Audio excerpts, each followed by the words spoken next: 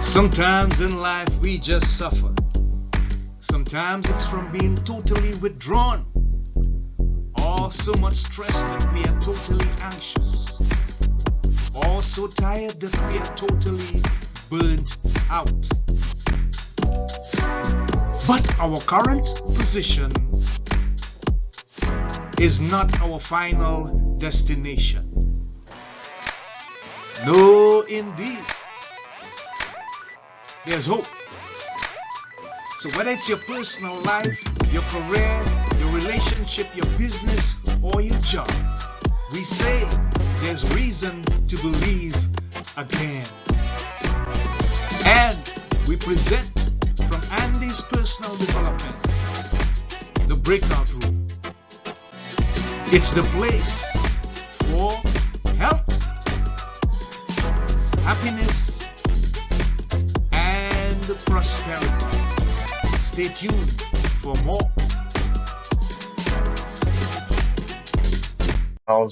And we are continuing to build and develop this community as we prepare people to accept the reality of health, happiness, and prosperity. And today, our guest is going to help us to deal with some of those issues.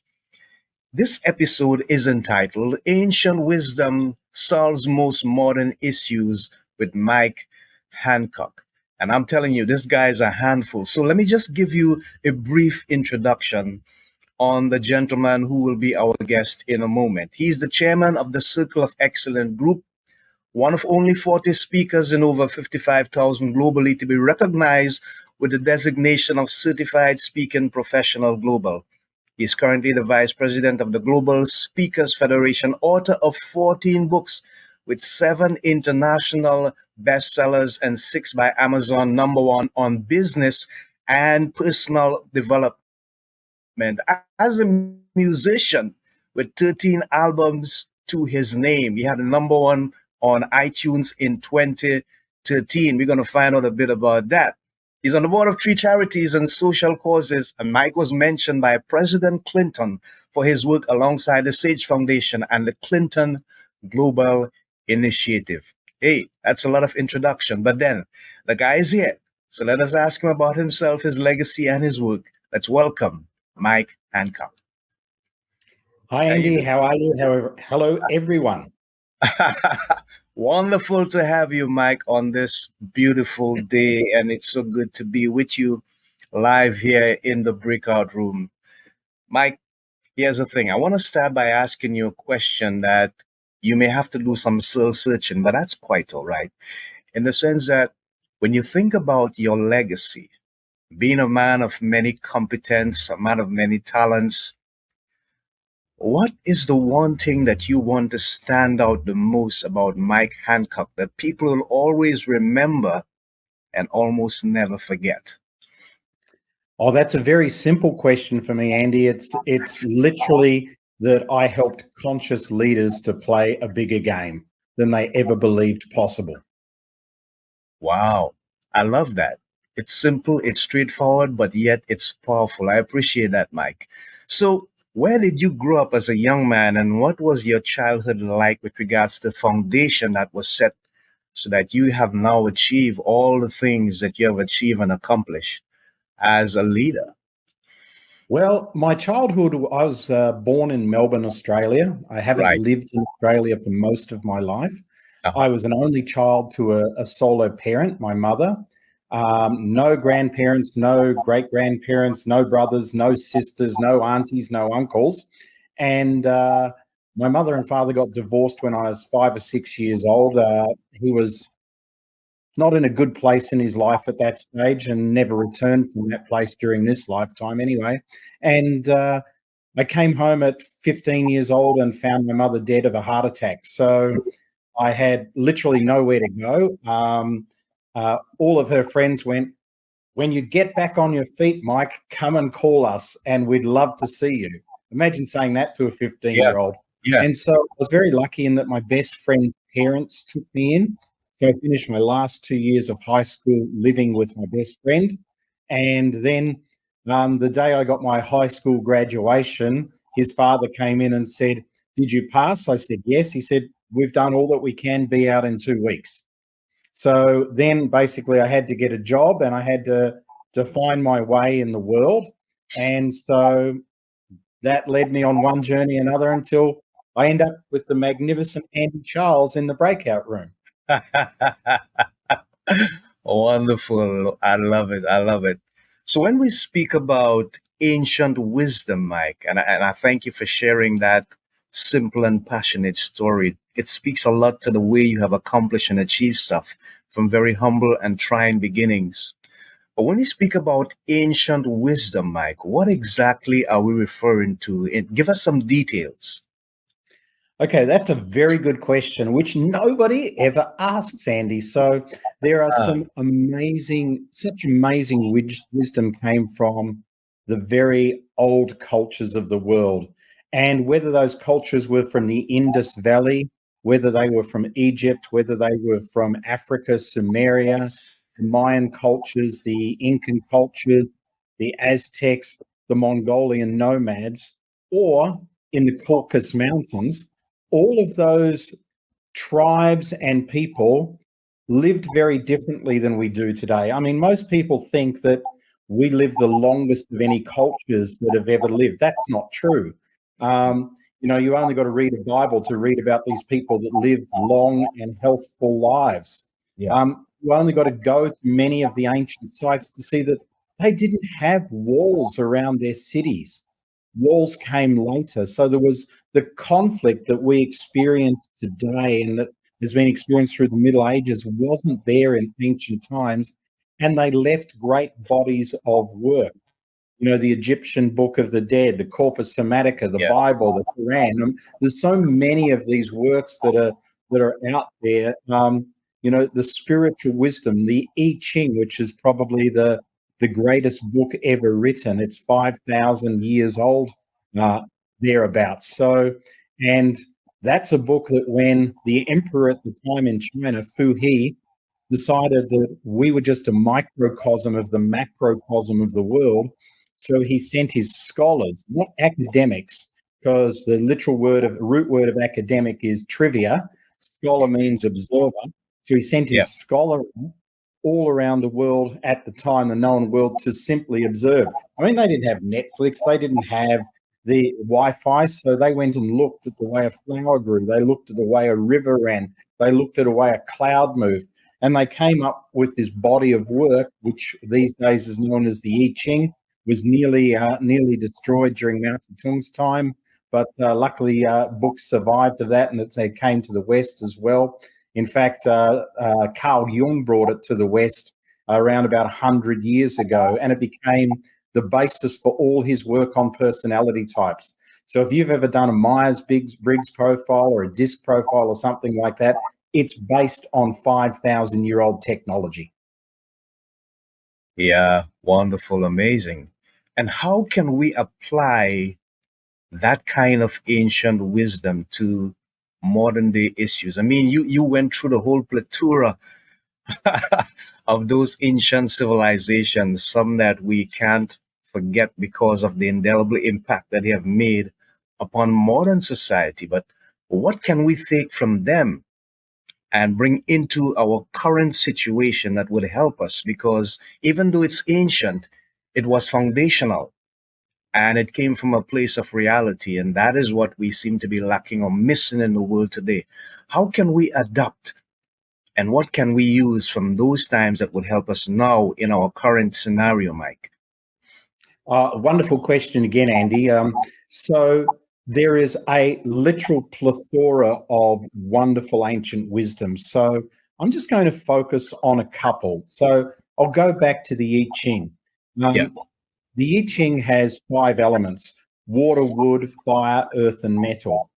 And I think the true answer to your question is each person has to seek, if they wish to, their wisdom from the past and apply it to their life. But I want to give a couple of things just to show you how simple this is. Those 5 elements, the most powerful of those is water. okay. And water is the money element. So if any of your listeners would like to have more money in their lives, they need to study water. So how does that work? What do I mean? Well, in the English language, there are dozens and dozens of words that relate to money that come from water. We go to the bank, we have currency, we go into liquidation, we have cash flow. They're all water based. Water was the first currency. And after that came salt. That's saline. That's why we work and get a salary.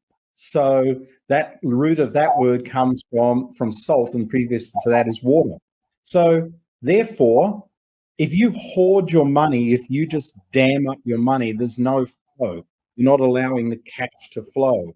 So people who are hoarders will generally not live a life of abundance. They'll live a life of fear.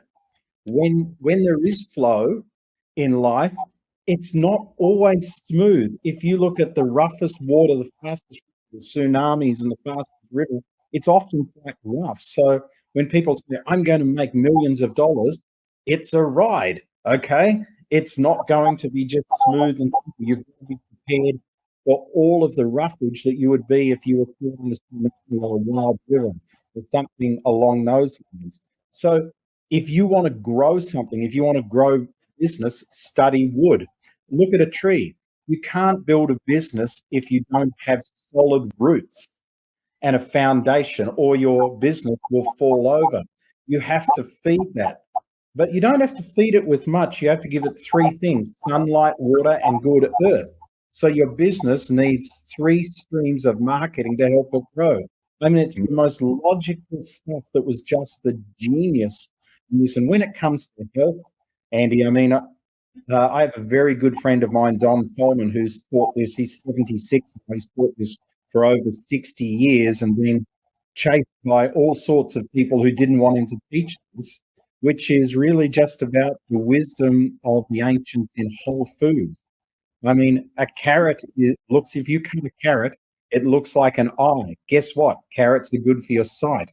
If you look at an avocado, it has a swollen seed inside it. It takes 9 months to ripen, and it looks like the womb of a pregnant woman. Guess what pregnant women should be eating?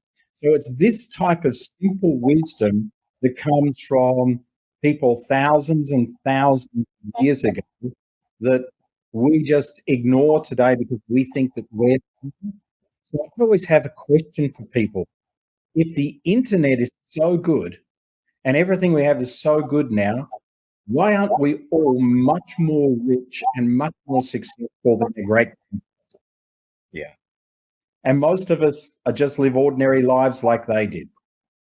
We might have a few more things that make it easy, vacuum in a refrigerator maybe, but the rest of it is pretty superfluous. We work harder than most of them. They went to work from 9 till 5 and went home. A lot of people I know working 80, 100 hours a week. So who's the smart ones? Yeah. Yeah. And as you speak about that, I have to go down this line. I'm thinking about AI. And I have some people that came on the program, Mike, and they were speaking about the advantages and the disadvantages of AI. And the one question I keep asking, and I haven't gotten a proper answer to as yet, is why are we so afraid of something that we created for ourselves? And how do we find a way to mirror the good part that we hold within us as valuable human beings, rather than the ugliness that seems to be pervading out of the use, in some cases, of AI? How do we bridge the gap between the two? Because you are speaking about ancient wisdom and using the powers of the beauty of nature, the water, the soil, and all these other things that we hold dear and precious, but not maybe enough. So then, when it comes to AI, how do we bridge that gap, and how do we understand more of what we give from ourselves as being good is much more important than the technology that we produce ourselves? I think it's a very good question. I love your questions, by the way. I mean, the quality of your life comes down to the quality of your questions, and you are really good with your questions. So my Thank you. heartfelt congratulations to you, Andy. It's great.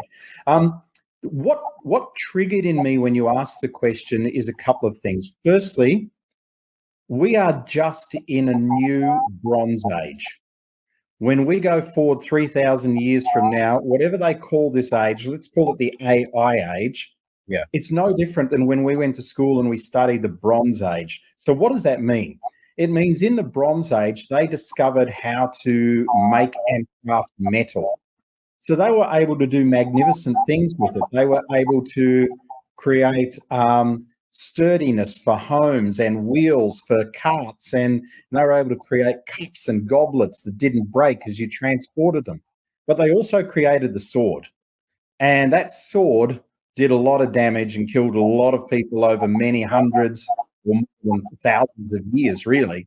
So AI is exactly the same. So we're scared of it because our inherent humanness in our DNA memory remembers things like the Bronze Age, and we go, we can't control this because once you found the secret how to turn these minerals from the earth into a sword, and by the way, if you take the word sword and take the S off the front and put it on the end, you have words because Yeah. we've killed more people with our words than we have with the sword. But Right. once you actually understand that at a DNA level, that's why you're scared of AI. But the other side of that is AI for many of us is going to be no more disastrous than when they told us we were going to lose our minds and have us the calculator at school. My wife Landy told me that one when AI first came in. She said, "Yeah, they said that about the calculator at school, but they said we were going to end up all brainless and stupid, but we aren't." So I think it's going to be the same thing. AI is not going to take from us; it's going to Uh-huh. give to us, but it's a dangerous weapon in the wrong hands, and that's something that will just play out. But AI will be superseded, as has been computers superseded by AI, and as has everything else in history been superseded by the next thing. Wow. Yeah, I love that. Thank you very much for that insightful answer. I appreciate that, Mike. I want to look at your writings for a moment, and I am really impressed by. I'm looking at Ancestry, KV55, and Truth Seekers. I'm gonna just put something up on the screen, and I want you to do some color commentary with regards to what I'm Sure. gonna show you now. Here we go. Tell us about this. Just waiting for it to load. Okay. So during COVID, I decided because I'd written a number of non-fiction books, as you mentioned in your introduction, I decided I would write some fiction books. Truth Seekers is the first one, Yeah. KV55 is the second, Ancestry is the third. Right. Firstly, why did I write them and what are they about? Well, I wrote them because I wanted to introduce different ancient wisdoms and concepts about the way the world really works to people who would never go to a professional development event, who would never seek that type of information out on podcasts, and who in their life is just oblivious to what's going on around them. And I wanted to Mhm. trigger some of those people to investigate and go, is what he's writing about here actually based on any truth and reality? So, Right. Truth Seekers is about the Templar Knights, and it's the same protagonist, the same two characters in all three books. But the Truth Seekers is about the Templar Knights. It's about the way they created the banking system. It's about what they brought to the world, and it's also about who controls the world today and how the world really works. And I've got a fascinating part in that book, which I always thought in my mind, this is what happens. So I could never really talk about it. So I put it in the book. And then KV55 is about the secret to longevity, and it's about the Pharaoh Akhenaten. KV55 is the name of the tomb that he's apparently buried in, but Right. I don't believe he's buried there. But if you look at Wikipedia, that's what they'll say. And ancestry came from Lundy, my wife, and I being in England a few years ago, just before the pandemic, and we'd done our DNA tests, and her ancestry goes back to Sami Eskimos, Laplanders, but my ancestry is Viking and British. And so as we were going and looking at some of the places that my ancestors lived, hundreds, and we got back right to 1,000 years ago, I said to her, What if when we gave that DNA sample to find our ancestors, what if that DNA sample they used not to give us the help that we thought we'd need, but to see who has the healthiest gene pool? And what if Mm. it's in order to create the Fourth Reich? So what if the Third Reich didn't disappear with the Nazis? What if the Fourth Reich's rising and they're testing every human being through DNA testing and they own the companies that do it? So that's what that book's about. So Wow. there's lots of different scatterings of ancient wisdom in there. There's things about the Hopi Indians in the first book. There's the Minoans as well. There's the Egyptians. There's some of the things that the Sumerians had, which is in their ancestry book that the Germans were, that Hitler and Himmler were absolutely obsessed by finding this. And it's very fascinating to me, Andy, that when the first Iraq war came and that the Americans went into Iraq, and of course they were looking for weapons of mass destruction, what they did take were all of the historical documents and artifacts from the museums in Iraq, which went back thousands of years, but they've never been returned to the Iraqi people and they've not disappeared. And there's a lot of deep, deep ancient wisdom in there. And I think, and I really feel that there are people who want to study that and find out what are some of these technologies that these ancients had that we just don't think that they had. For instance, we're off to Egypt next week. Mhm. For me, my ninth trip, I think, to Egypt next week. And I read a wonderful book many years ago by a British engineer called Christopher Dunn, which is called The Giza Power Plant. And in it, he puts forward a very, very good case of how the Great Pyramid of Giza was actually an electrical power plant in ancient times. And if you read that book and it's from an engineer, it's pretty hard to say it wasn't. So I'm not saying it was, but I want listeners and people like this to go look at these things for themselves because it will change the way you see your own life and it will change the way in which you believe that you can live your life and make a tremendous difference to your own life. In my mind, it helps you believe that you can do anything, you can be anything, you can achieve anything because there are so many people that haven't had the opportunities to do that, but they've made it work somehow. And I believe in studying the past, and it's not history, it's wisdom. And history is part of it, that's the fun part, but it's studying the wisdom of the past opens the mind to what's possible for you and I. Yeah. You know what I like and I find really fascinating and amazing is that when I look at history and I think about wisdom, I focus on Greek wisdom, Lovely. Aristotle, Plato, Socrates. Mhm.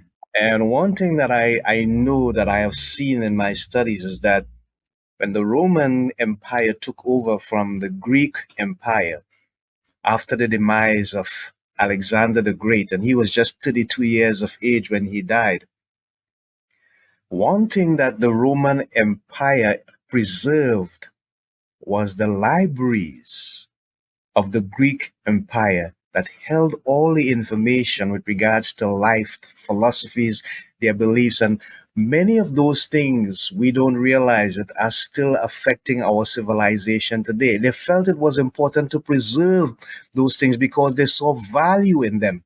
And so I get what you're trying to do here, Mike, with regards to the writing and that sense of awakening that you want people to get with regards to the wisdom that we have ignored that could help us so much in what we are currently doing in the world today. So you have had what, 13 albums, Mike, with regards to music? I have, yep. And I'm working on one right at the moment. I'm writing some songs with one of my friends who I played in a band with going back almost 40 years ago. So, and we're going to be releasing a new album from that band in 2026. Yeah. So, on our Facebook Messenger, we're sending back ideas. What do you think of this riff? What do you think of that song, etc., etc.? So, it's a lot of fun. Wow, I love it. You know, I was very impressed by Air Supply when they came on the music scene. I mean, it was an amazing time that they had not quite like the Bee Gees, of course. And I'm looking at Australian origin here, and I know you appreciate that. But what type of what is your main genre when it comes to music? I played in a rock band and I wore zebra skin tights in the 80s with bandanas and long hair. Wow. And I love all sorts of music. Mhm. I'm not big on country music, to be quite honest with you, but I love rap. I love soul. I love R&B. I like hip hop, and I like rock, but rock's probably my favorite. And I like classical music as well. But, I'm a guitar player, so there's nothing better for me than loud guitars, a big stage, and, a lot of noise and jumping around. All right. I hear you. Everybody's entitled to their own niche. I love And it, you, man. Andy? Oh, for me, it's rhythm and blues. Nice. Who's I your like, favorite artist? oh, my favorite artist at the top of my head is really Stevie Wonder. Well, you And can't get better. the reason why I chose Stevie Wonder is because of the music that he puts out, as it is aligned with the lyrics that he puts out. And he keeps it really real. And I find that he kind of transcends many generations with his music. One song that comes to mind, Isn't She Lovely? Speaking Yeah. about you both of a daughter that has been born and come into the world, and people could identify with that. He's just keeping it so real. Or happy birthday to you. Everybody could identify with that. You are the Great sunshine song. of my life, stuff like that. So yeah, it's all good. But for me, that's my choice. That's my choice. And he was a wonderful person, a wonderful example of somebody who tapped into the essence of who they are Yeah. because, of course, he didn't have the sight, so he was missing one of his senses. But Yeah. did he make mistakes? You never heard him make a mistake. He was like the most profound musician. I mean, Beethoven was deaf, so Yes. and yet he wrote the most brilliant scores. So Yeah. Yeah. you know, it's sort of like, okay, so Stevie Wonder's blind. What's your excuse? So none of us have any excuses. We can all do what we want to do. It's only a mind that holds us back. That's right. I love that. That's so true. So, how do you incorporate your speaking ability into the work that you actually do? And I see you have made some tremendous strides with regards to speaking. What part of your strength do you incorporate into speaking as it relates to the work that you're currently doing, Mike? Well, I guess I'd call it two things, Andy, possibly three. Ah, So if you looked at if you heard me speak, for instance, yeah. then you'll say Mike talks about leadership, Hmm. conscious leadership. So conscious leadership, by definition, is not wanting to save the world, but Yeah. is the human being's preparedness to do the deep inner work inside themselves so that they can turn up as the best and most authentic version of themselves. So Right. that would be one thing. Then coupled with a knowledge of business. So I'm always finding myself talking business, entrepreneurship, something to do. So there'll be a business topic in there somewhere. And the third thing is ancient wisdom. Uh, So it's about personal leadership, making the world a better place, focusing on an area of business, and bringing in something that's esoteric or ancient to add the spice and get to people to think bigger than they would normally think. yeah. So you You work with a mentioned lot. Yeah. great before. I was speaking in Zambia last year with my wife, Hmm. and I was speaking at the Society of Accountants, the Zambian Society of Accountants. Wonderful, wonderful group of people, about 200 of them at Vic Falls. And I started the first 10 minutes, I told the story of Alexander the Great, Right. Yeah. from how he started to his strategy to beat Darius on the battlefield of Isthmus, right through to how he declined in his last year to the point whereby he became not conscious. So Yeah. it's just so lovely to be able to share some of Yeah. these stories because we can all be Alexander the Great, but in the end, he wasn't great. Yeah. Yeah. It's a really sad story of historical proportions, and there's so many Absolutely. lessons we can learn from Alexander, because I remember one of his most famous quote. It said that the world was not sufficient for him who now a tomb suffices.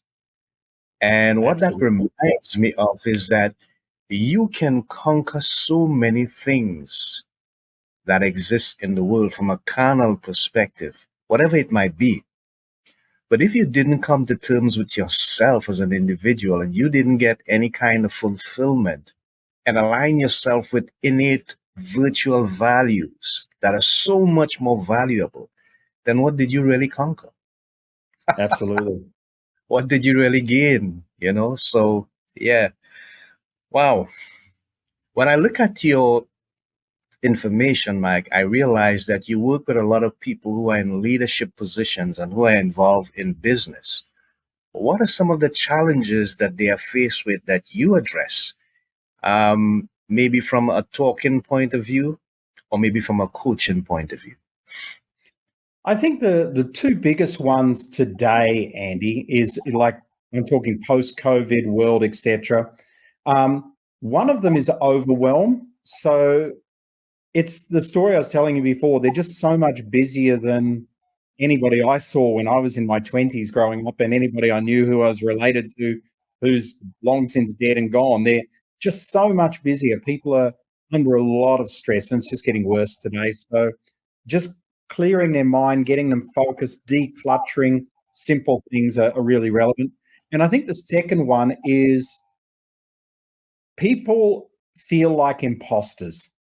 And you can be, I'm sure Elon Musk, Richard Branson, and all those guys have been through this as well. I mean, people just look at them and go, oh, wow, they're so good. They've made so much money. They've been such great leaders, whatever. But once you start working with people who are at those types of levels, you start to realize that they wonder how they got there too. They wonder how they're going to stay there. They don't feel that it's real for them. Yeah. They're scared of letting everybody down. It's a fascinating thing, and so Lundy, my wife, and I, we work with a lot of award-winning leaders because after they've won big awards, they sort of go, I didn't deserve that award. What's next? I hope I don't self-destruct. And they can actually self-destruct Yeah. at that point in time. So they're probably the two biggest things. Wow. I love it. It seems as though you spend a lot of time, Mike, working with the wife. How important is that for you? Oh, 100%. I mean, we are together 24/7, 365. In Wow. fact, I could almost reach over and touch her right now. So she's doing some other things, but she's listening intently to this. And so absolutely, I mean, for us, 1 and 1 equals 11. So we've always been that way. Everybody who knows us knows that we're that way. We love to do everything together. We love to experience life together. It's just so much more fun. Yeah, I love it. Thank you for sharing, Mike. What is your vision for the future with regards to what you have done? And I know that you seem to be an individual that has no limitations as to what you can accomplish. What does the future look like for Mike Hancock?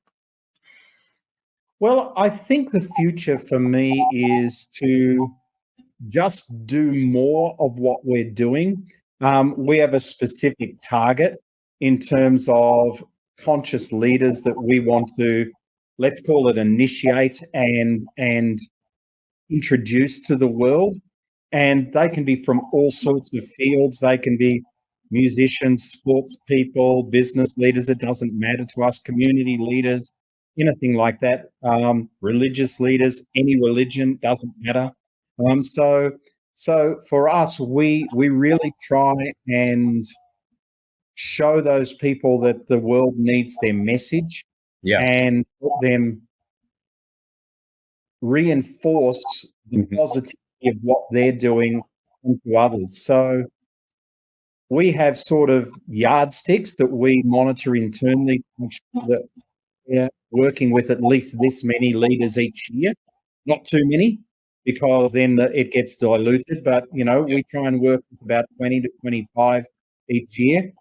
So, we've been doing this for about 20 years now. We didn't start off with those numbers in mind. We're about 10 years into that. We're probably around the 300 leaders at the moment. So, and I'm talking true leaders, who are very, very known in what they're doing and very diversified. I'll give you an example. So one of our clients and really good friends, because they're all friends of ours, she's in Malaysia, and she's been named as one of the top 50 educators in the world for 7 years in a row. She was invited by Queen Elizabeth to go and meet just before Queen Elizabeth died. Yeah. So we go from her to you mentioned the Clinton Global Initiative. Well, I'm associated with them through one of my best friends and a person who I see as my second mother. She's in India. She's 70. And I mean, she's won a Global Peace Award for her work in India, and her association's part of the Clinton Global Initiative. And then, we worked with somebody a DJ from Cape Town, who had an idea how to clean up the oceans of the world. And his company's listed on the NASDAQ, and he lives in Rotterdam and running a amazing company that's won so many international environmental tech awards. So, it's all these sort of people that we love to work with, but it can be anybody with an idea to make the world a better place. So for us, it's more of that. I don't think we'll ever stop doing that, although age and time will make us do it in different ways, and maybe not have the same one-to-one personal touch that we do today, because we're in a lot of countries every year. And next month, we're going to five different countries working. So that's been our life, and that's what we love to do. Yeah. Sounds like fun to me. It is. Oh, yeah. So, Mike, you produced and directed a film called Dreamcatchers in 2010. Tell us about that. What was that experience like for you? Oh, it was a fantastic experience, and it was so nice because I had so many people in the film industry tell me, you actually did a really good job of directing it. So that was surprising for me, because I wasn't expecting that. So that was a lovely personal thing.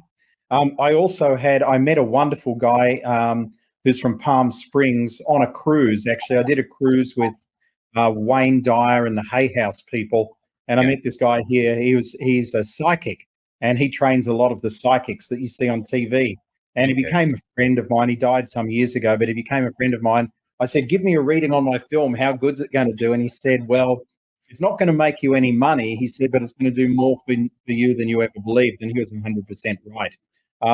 So Dreamcatchers was really about the transformation that was happening globally in 2012. It was the Mayan prophecies, and you may have read about it. It wasn't about the end of the world. It was about the end of the world that we knew, Yeah. the birth of true consciousness, which Okay. literally I've seen on the planet really happening. I mean, it's a household word now, whereas when we were talking consciousness 15 or 18 years ago, people were looking, it's like, you are weird.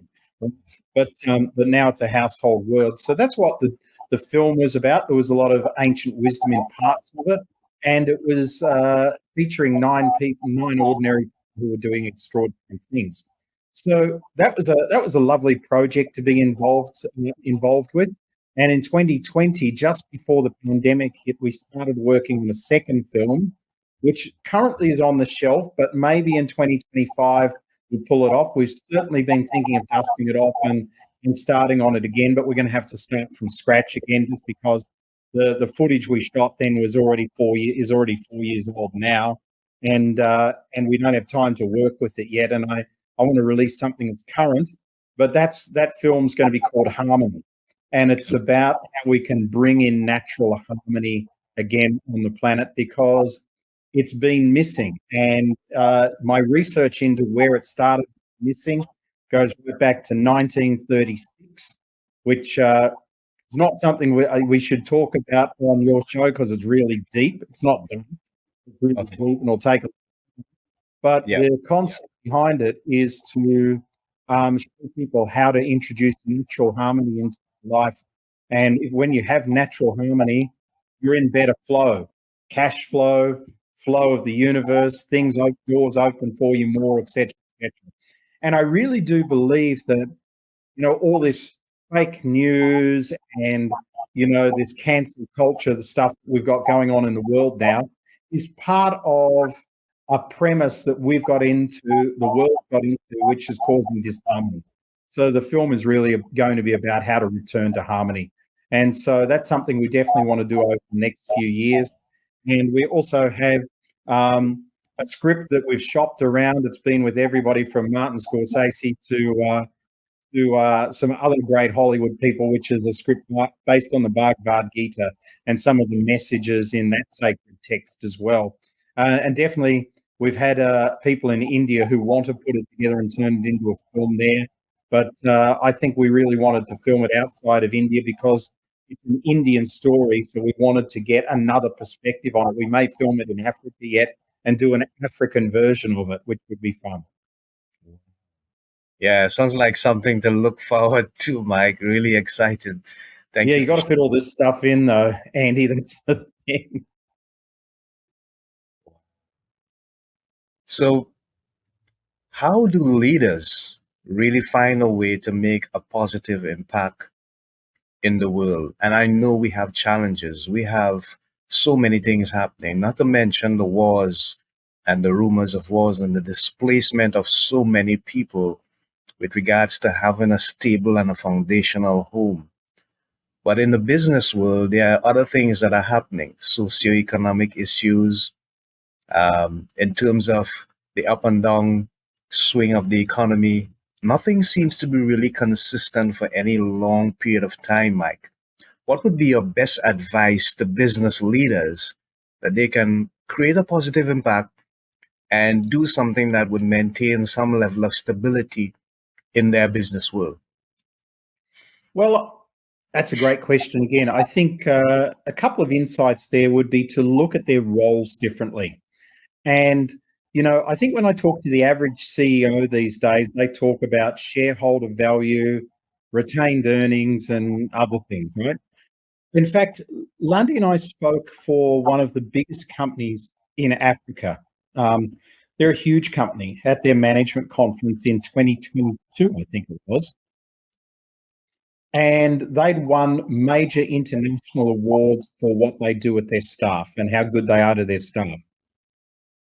And we left that saying we can't work with these people ever again because in a whole day of sitting in their conference room, they didn't mention people once. So I think the first thing is, as a leader, to understand that you are a custodian of the future. I didn't make that up. That was told to me by a CEO I worked for in the 1990s. He said, "I'm not a CEO, I'm a custodian of the future." I thought that was just so beautiful. So it's about balancing shareholder return and all those other things that we'll let accountants worry about, with the fact that you want the company to survive and thrive and to be seen socially as being a vibrant, well-meaning company that is a great place to work. And if you're a chosen place to work, and many countries now have employer of choice awards and things like that, but if you're a chosen place to work, if you're doing something that is environmentally and socially good, and then you, as far as I'm concerned, you make as much profit as you want. And I'm not against profit. So, but if profit is at the expense of that, then as a leader, I'm afraid that when you enter your last days on this planet and you realize that there's something bigger than being a CEO of XYZ company, that when you go to the other side, you're going to have a lot of answering to do. And you may even have to come back and do this all over again until you learn, right? So, I really think that my message to any CEO that's sitting there listening to this is you don't have a choice.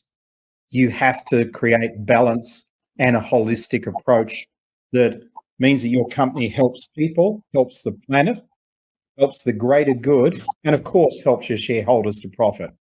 If any one of those is out of balance, you've got problems. If you're just profit focused, you personally have a problem. Wow. Yeah. Thank you for sharing, Mike. I think that's a wonderful note in which to bring this wonderful episode to an end. And I want to now share something on the screen, Mike, but I want you to tell people how they can best make contact with you if they want to get your music, if they want to get your books, if they want to get access to the ancient wisdom that you share, or they want you for a keynote speaking gig. Let them know. You can just reach out to me on the website, which is the top one there. Anybody who is online and just goes to the website and hits the contact form, it actually comes straight to me. It doesn't go through a filter. So you can do that. You'll get straight to me and I will reply to you. I don't get 10,000 people on the website, and unless you're a A-list celebrity, you don't. Even if you're a big CEO or something like that. So everybody has the time to reply to several dozen people or something. So happy to do that, and thank you for putting up the rest of them. We've got some great videos for business people on YouTube, and there's also Amazon where you can go and check out some books. But Andy, thanks so much for you and your big heart and the way in which you've asked such amazing questions today. You know, may your show be blessed and may you be blessed in the future. And I just want to thank you and thank everybody who's listening and wish them all the best as well. I receive that with humility and thanksgiving from your lips to God ears. Thank you so much. You have been an inspirational and informative guest, Mike, and you have shared a whole lot of beautiful wisdom and nuggets, valuable nuggets with our people.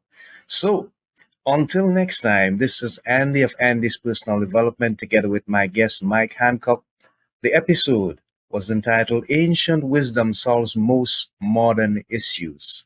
We say to you, remember the three watchwords: health, happiness, and prosperity. God bless. Shalom.